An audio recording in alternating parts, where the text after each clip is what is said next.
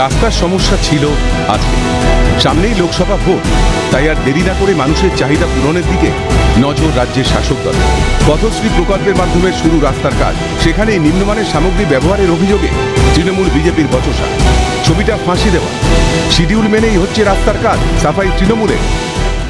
কাটা পাথরের কাজ হওয়ার কথা, কিন্তু গোটা পাথর ফেলে দিচ্ছে। আমরা ইঞ্জিনিয়ারকে বলেছি, ইঞ্জিনিয়ার বলছে কাজ বন্ধ রাখতে, কিন্তু তার সত্ত্বেও কিছু টিএমসি নেতা আছে, হ্যাঁ, তারা কিছুতেই কাজ বন্ধ হতে দিচ্ছে না। লেবাররা বুঝে গেছে, গ্রামের লোক বুঝে গেছে, তারাও বলছে যে না, কাজটা আমাদের ভালো চাই। বিজেপি পার্টির লোকেরাই এখানে এসে কাজ বন্ধ করছে বারবার, কিন্তু আমাদের শিডিউল অনুযায়ী যেটা কাজ আমরা সেটা বুঝে নিচ্ছি। মানুষকে দেখা গেল তারা বলছে কাজ ঠিক হচ্ছে না, সে তো বিরোধী পার্টিরাই বলছে কাজ ভালো হচ্ছে না।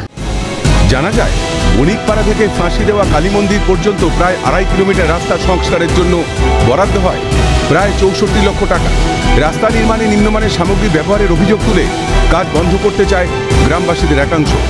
পঞ্চায়েত সমিতির বিরোধী দলনেত্রী ফলি সাহা ঘটনাস্থলে গেলে স্থানীয় তৃণমূল নেতৃত্বের সঙ্গে বাধে বচসা, যদিও অভিযোগ উড়িয়ে দিয়ে কাজ চালু রেখেছে তৃণমূল।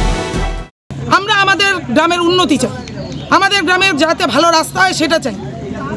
আমরা পয়সা খেয়ে বসে নেই, গ্রামের লোকের অবজেকশন আছে। আজকে সকাল 8টার থেকে আমার বাড়িতে লোক যাচ্ছে, দিদি তুমি রাস্তাগুলো, কেউ বলছে বৌমা তুমি রাস্তাটা ঠিকভাবে করো, এটা ভালো হচ্ছে না।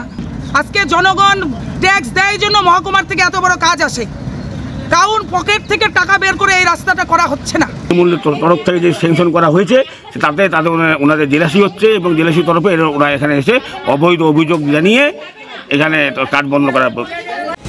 তবে কি রাস্তার কাজেও দুর্নীতি? উন্নয়নের টাকাও শাসক দলের পকেটে? লুটের রাজত্বের শেষ কবে? বিকাশ ঘোষের রিপোর্ট, ক্যালকাটা নিউজ।